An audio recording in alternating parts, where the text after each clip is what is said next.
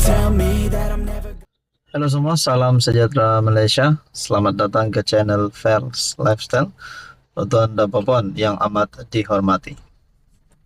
Saudara-saudara, siapapun juga individu, pihak ataupun rakyat ataupun individu lah yang terlibat dengan kesalahan, terlibat dengan salah laku, jenayah, rasuah dan sebagainya, perlu dikenakan tindakan undang-undang.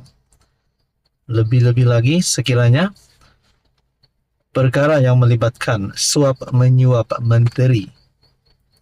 Saudara-saudara, ini satu pendedahan yang bagi saya pasti mengejutkan kepimpinan politik di Malaysia, termasuk nama-nama besar di seluruh Malaysia, termasuk Anwar sebagai Perdana Menteri, Muhyiddin Yassin sebagai pengurus CPN, Mahathir sebagai penasihat SG4 ataupun seorang yang pernah memegang jawatan Perdana Menteri, dan khususnya kepada semua yang pernah memegang jawatan menteri. Satu perkongsian daripada Malaysia Kini bertarikh 4 Oktober, suap menteri, Tycoon Malaysia dihadap ke Mahkamah Singapura. Nah, saudara-saudara, seorang lagi pemimpin ataupun satu lagi individu yang dihadapkan ke mahkamah. Tycoon Malaysia Ong Beng Seng diseret ke Mahkamah Negara Singapura atas pembabitannya dalam kes mantan Menteri Pengangkutan S. Iswaran.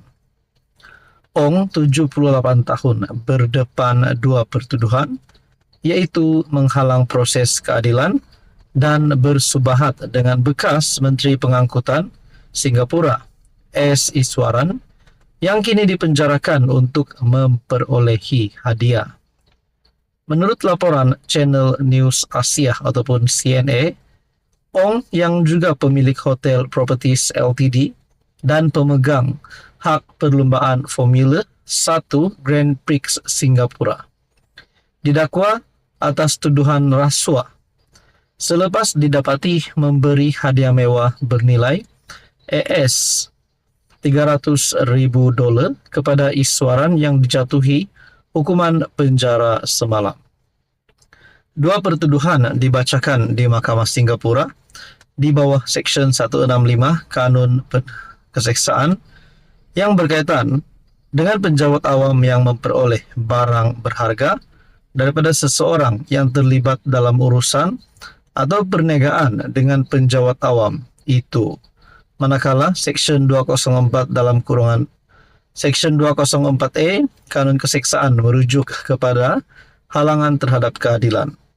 Iswaran mula dikaitkan dengan pertuduhan berkaitan Ong apabila dia dikenakan 27 pertuduhan pada 18 Januari, termasuk 2 pertuduhan di bawah Akta Pencegahan Rasuah dan 25 pertuduhan lain di bawah Kanun Keseksaan, dengan 1 di bawah Seksyen 204A dan 24 di bawah Seksyen 165. Saudara-saudara, untuk berita sepenuhnya Anda boleh lihat melalui perkongsian daripada Malaysia Kini.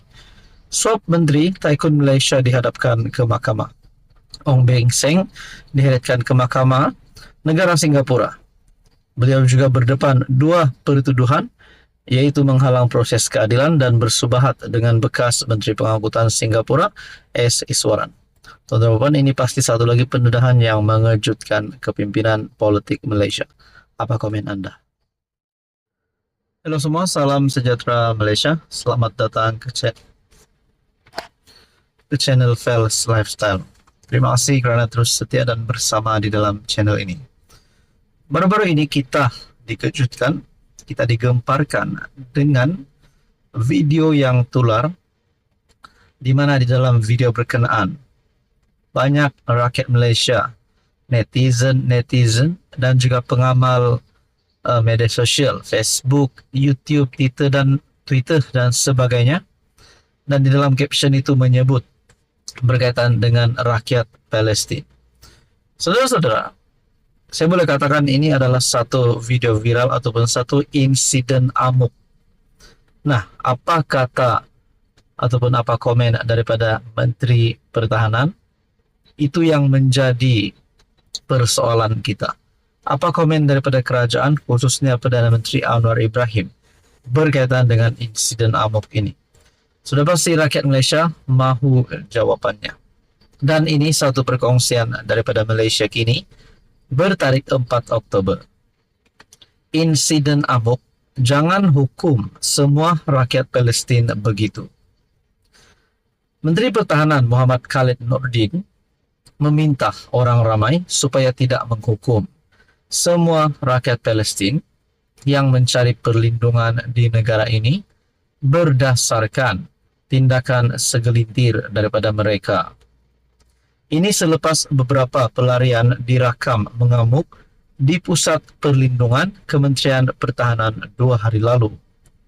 Insiden itu mendapat kritikan daripada netizen yang mempersoalkan langkah kerajaan mengambil rakyat Palestin untuk mendapatkan rawatan perubatan di negara ini. Ada juga netizen yang menggesa kerajaan menghantar pulang pelarian berkenaan ke negara mereka yang sedang dilanda perang. Menurut Khalid, kejadian itu hanya melibatkan segelintir rakyat Palestin yang menghadapi tekanan. Bukan semua begitu. Hanya segelintir yang terlalu tertekan, katanya dalam pesanan ringkas. Malaysia Kini menghubungi menteri berkenaan untuk mendapatkan komen mengenai insiden itu dan kritikan daripada netizen. Mendev sedang meneliti keluhan mereka, tambahnya, tanpa mengulas lebih lanjut. Beberapa klip video pendek tular mengenai kejadian itu yang didakwah berlaku di Wisma Transit Mendev Kuala Lumpur. Menerusi salah satu video, seorang wanita berbahasa Arab dilihat menjerit kepada seorang anggota tentera selepas dia menendang dan merosakkan harta benda di tempat kejadian. Satu lagi klip video menunjukkan pasu pecah di atas lantai, manakala seorang lagi wanita dan seorang kanak-kanak dilihat berteriak, Malaysia no, Malaysia no, dalam klip video berasingan. Polis Kuala Lumpur dalam pada itu berkata, mereka tidak menerima sebarang laporan mengenai kejadian itu. Pada 16 Ogos lalu, 2 pesawat E-400M milik tentera udara di Malaysia yang membawa rakyat Palestin yang cedera akibat serangan Israel tiba di pangkalan udara Subang, Selangor. Kedua-dua pesawat itu berlepas dari pangkal udara Al-Mazah di Kahira, Mesir dengan membawa 41 pesakit dan 86 ahli keluarga mereka. Ia adalah sebahagian daripada usaha kerajaan Malaysia untuk membantu rakyat Palestin yang menderita akibat pencerobohan Israel. Berkaitan dengan isu ini, apa komen Anda?